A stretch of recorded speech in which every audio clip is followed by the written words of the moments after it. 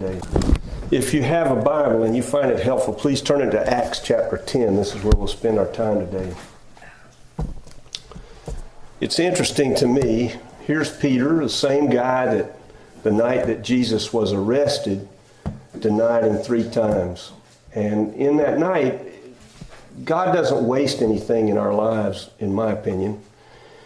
There are things that come and go wherein we learn something about ourselves that'll serve us later on. Peter learned that he was insufficient in that night when he denied Jesus. And there's yet another lesson that Peter's going to learn, and I would say it's the hardest one yet. Let's look at the text. I'll begin reading in verse 17. And remember, in this text, there were 3 events, 3 visions, the same vision 3 times before Peter even began to understand it. While Peter was wondering about the meaning of the vision, the men sent by Cornelius found out where Simon's house was and stopped at the gate. And they called out, asking if Simon, who was known as Peter, was staying there. While Peter was thinking about the vision, the Spirit of God said to him, "Simon, 3 men are looking for you, so get up, go downstairs, don't hesitate to go with them, for I have sent them." Peter went down and said to the men, "I'm the one you're looking for. Why have you come?" The men replied, "We have come from Cornelius the centurion. He's a righteous and God-fearing man who is respected by all of the Jewish people. A holy angel told him to have you come to his house so that he could hear what you have to say." Then Peter invited the men into the house to be his guests. The next day, Peter started out with them, and some of the brothers from Joppa went along.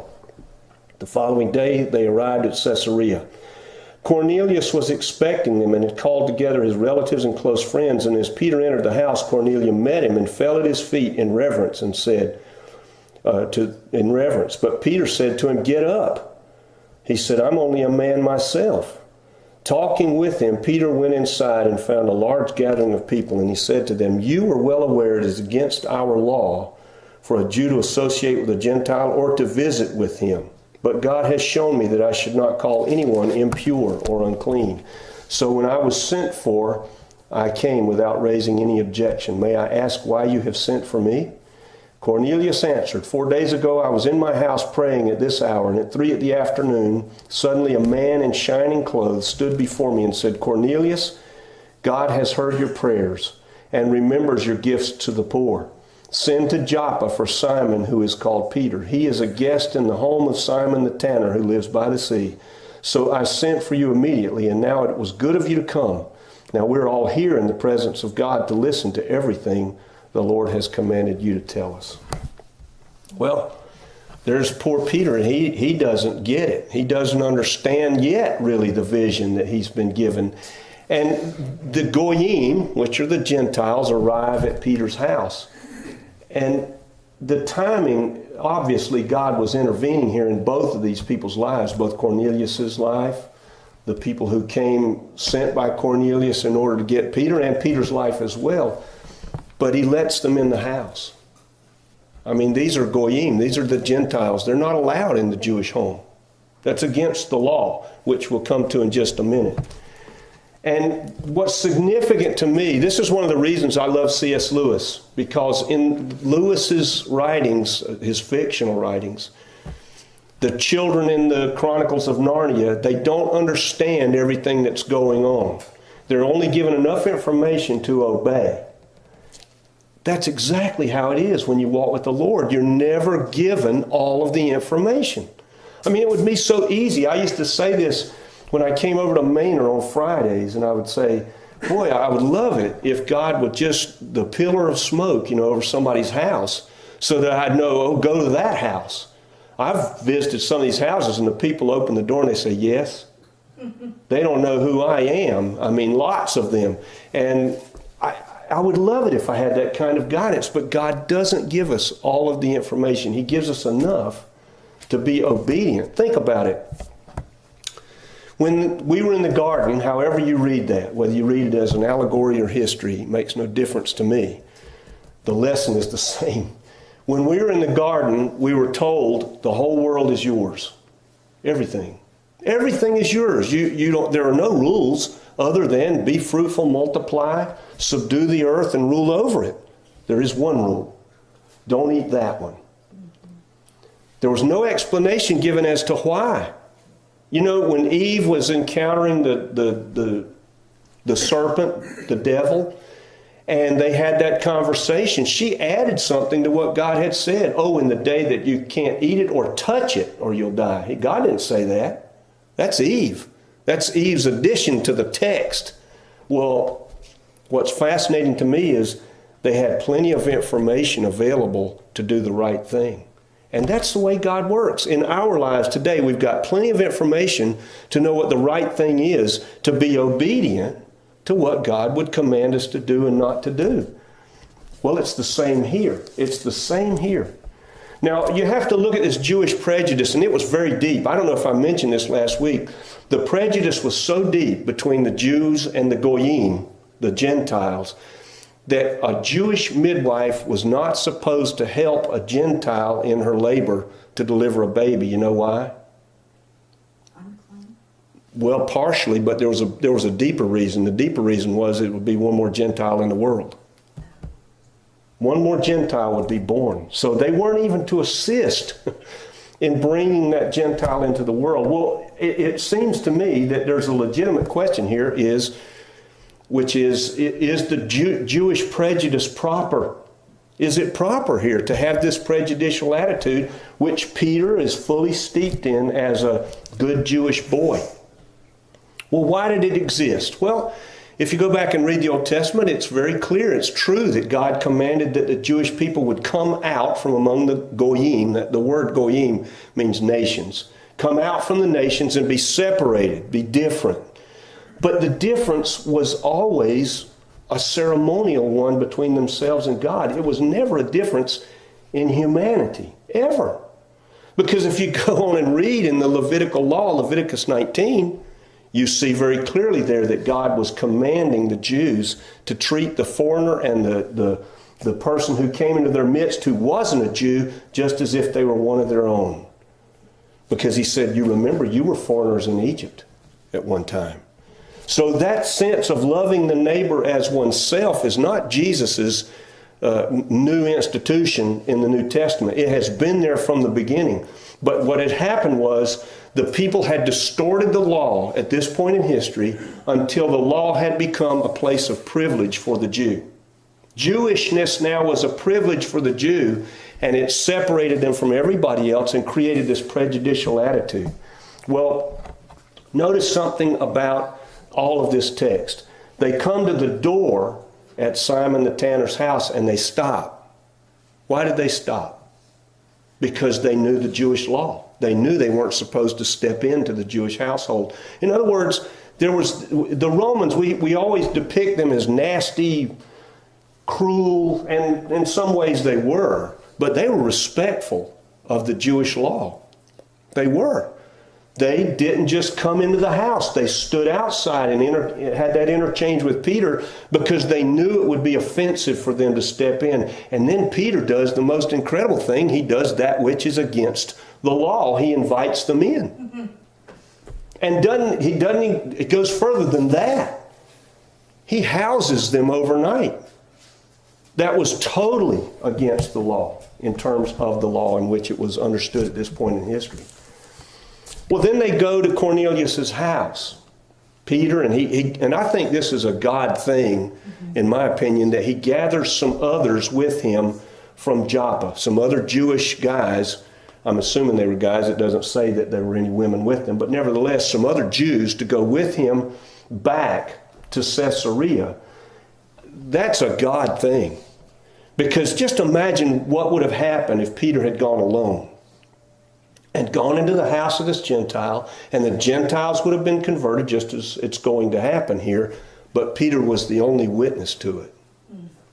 Nobody would have believed him. There was already going to be controversy, and God knew that. So he had Peter send along with him some of the other Jews who would understand what was going on. And Cornelius, the same thing happens. Peter comes up to Cornelius' door, and Cornelius meets them at the door, and they stop. Because Cornelius understands the Jewish law well enough to know that it's not right for the Jews to come into the Gentile home. He understands that. And Cornelius, All of this text, you see how it refers to him as a God-fearer and a good man known by all the Jewish people. Caesarea, the capital of Palestine and Judea at that time, Cornelius would have been very, very familiar with all of the Jewish customs and laws. And so it makes perfect sense that it would go this way. He is being respectful back toward the Jews just as well. And Peter's response, Cornelius falls down in front of him because, I mean, look, if somebody came to me, let's just put it this way. Let's say that you're in your house and you're praying for somebody you care about in your life. And then 5 minutes after you get done praying, they show up at the door and they ask you a question about the very thing that you've just been praying about. I would probably fall down if somebody did that to me. I mean, it would just be so amazing. I would be blown away. Well, that's what happens here. Cornelius, here's Peter. He's had his vision. Peter's had a vision, and the vision has come to pass. I mean, it's a pretty big deal. But Peter says, stand up. I'm just a person like you are. That's an incredible statement for Peter to make as a Jew. I'm a man like you. That wouldn't be his perspective at this point in history at all. He's equating himself with a Gentile here. And Peter's understanding of the sheet and the animals on it now has been, the franchise of that has been broadened. I mean, look, he's staying with the tanner. The tanners were unclean, so he's already stepped over that line. He's let the Gentiles come and lodge with him overnight. He stepped over that line. He comes to Cornelius' house, and now he's going to go in. He steps over that line. Wow. A lot is happening to Peter. And God is working here in order that this barrier, and I would call it a barrier greater than the walls of Jericho, that this barrier is being broken down between these two people. This is where the gospel is becoming complete. Judaism is being completed here while we're reading this text. God is working.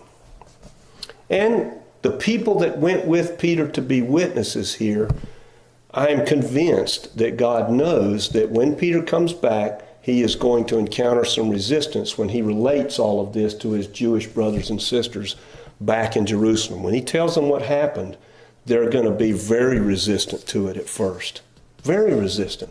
You mean that the Gentiles actually became converted, that the Spirit of God spoke to them in the same way he speaks to us? How can that be? And by the way, in verse 28, there's a little quip here that you might not have picked up on. He said to them, "You are well aware that it's against our law for a Jew to associate with a Gentile or visit him." Did you know, take your Old Testament and do a research project. You will not find that in the Old Testament. Did you know that? It's not part of the law.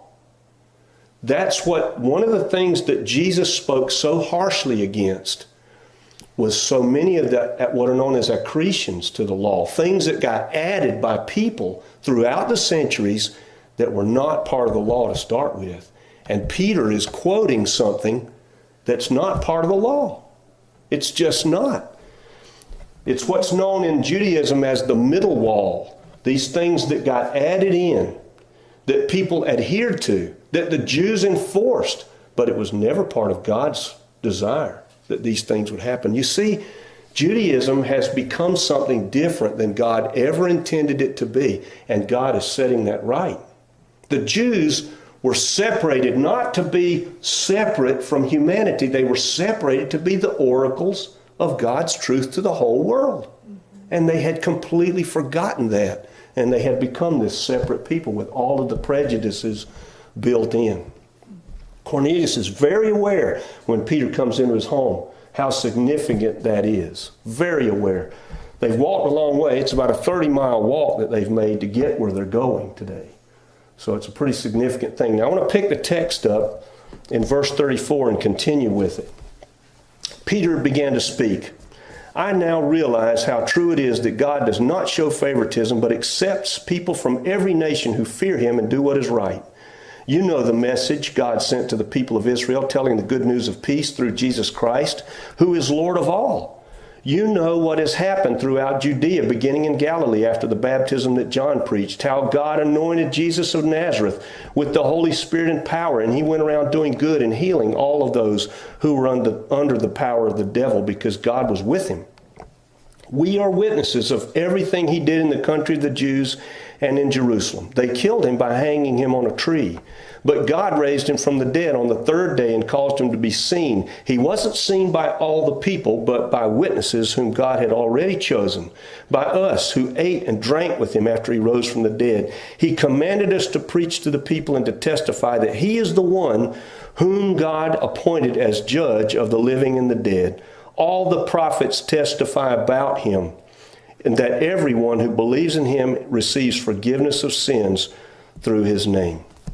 Now, Peter has just given a little sermonette to Cornelius and all these people that have gathered in his household. And he speaks to them in a very interesting way. He speaks to them not as insiders. He speaks to them as people who've never heard these things. He's witnessing to them of the fact that he's an eyewitness, but he does speak to them of one thing about which they all have common knowledge. They know these things happened. This is very short time after the cross and the resurrection. We're talking just a few years. And so Cornelius and his family would be very aware of these events. These historical things had taken place. They were rumors to most of the Romans. But they would know that these rumors were circulating, that these things were said to have happened.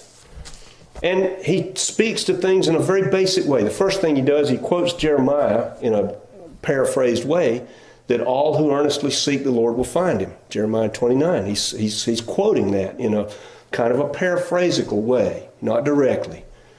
He also, and if you go back and look at the early preaching in the book of Acts, say Acts 17, that's exactly what Paul says. That people would happily grope after God and seek after him, though he's not far from any of us. That he would be found. He then talks about Jesus and Jesus' compassion in the work that he did, in the healing of people, in the setting people free. He speaks about the fact that God allowed the evil to fall onto Jesus and that God conquered through that evil. He didn't set Jesus aside from it. He utilized the very evil of humanity and, of course, the cross. I mean, the most evil death that a person could be subjected to, God conquered through that. He didn't set Jesus aside from it. And further, he talks about the fact that he himself, Peter, I was there. I ate with him. I had the broiled fish and the honeycomb on the shore after Jesus was crucified and raised from the dead. I've seen these things. I didn't make these things up. And through this, God is reconciling the whole world. So he gives this really simple yet very reinforced gospel testimony to Cornelius and all of those in the family, and he speaks about it in a very unambiguous way. Unambiguous, sorry. Thank you. I love that when there's somebody here to help me. If I make a grammar mistake, it's always helpful. It's the difference between unalienable and inalienable. Unambiguous. He's not making any distinction here. He is saying something with utter clarity. There is no other hope for humanity except for Jesus. Now, you and I live in a culture where that scene is very offensive and narrow. People don't like that message. And I'll say this for real. Now, maybe this comes as a jolt. I don't know. Maybe it doesn't matter. But I wish God did it a different way. I do. I wish God had a different plan than the plan that he has. I wish that the gospel weren't narrow. I wish there were more than one way. I do. I have friends, you do too. Friends who don't know Jesus. And there's a certain degree of, kind of like the Jews and the Goyim, there's a certain separation that we have with them, wherein we're on one side of something and they're on the other. I don't like that. Do you? I don't like it at all.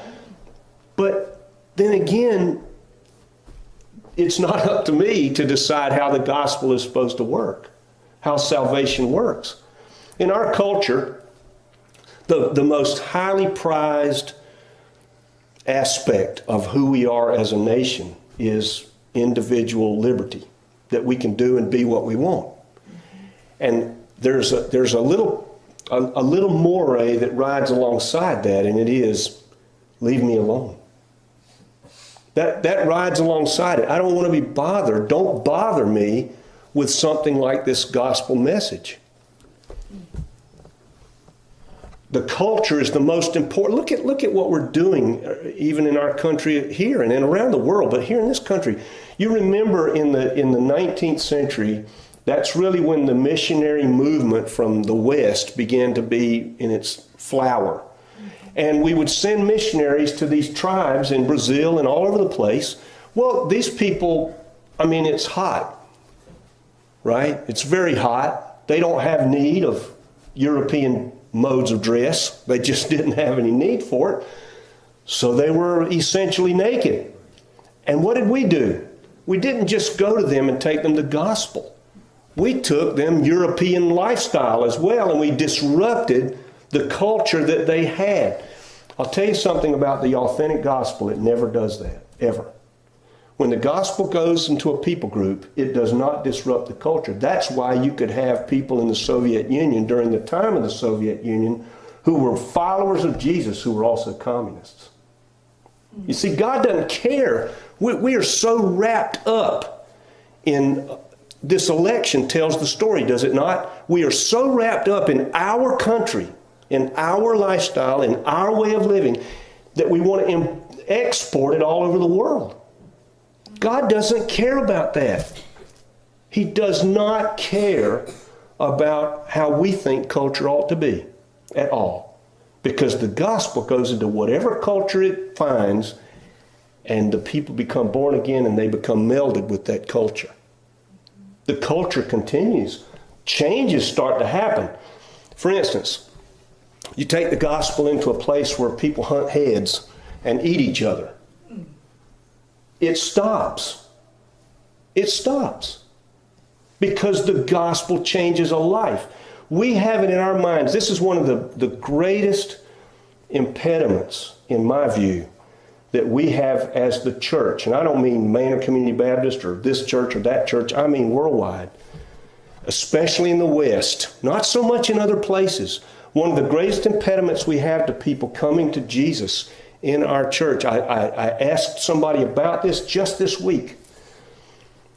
Why is it that the church doesn't draw in people who don't know Jesus? Because they feel threatened here and they feel as though they're going to be looked down upon, period. So that's the problem. You see, the gospel never does that. The gospel, Jesus' gospel, comes to people where they are. Came to you and me that way.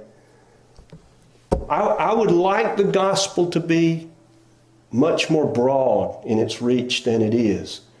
But God has purposed to make one way. G.K. Chesterton said it so well. He said, our problem as human beings is God made a way. We can't celebrate that. We want 10 ways. And if we had 10, we would want 11. We would want one more. We would want it to fit us. You see, we are so caught in culture that we forget the gospel bypasses all of that and changes people from the inside out. And think about it. Why do we fear the proclamation of the gospel?